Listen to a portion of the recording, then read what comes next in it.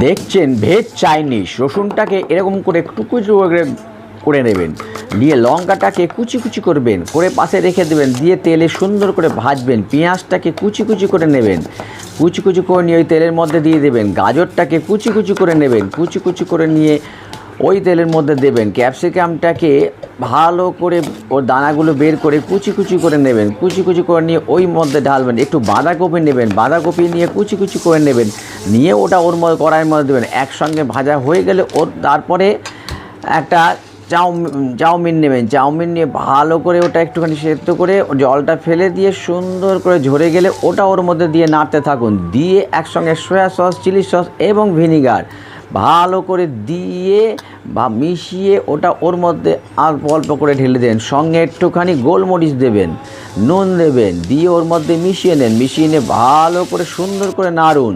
নাড়া হয়ে গেলে ওপর দিয়ে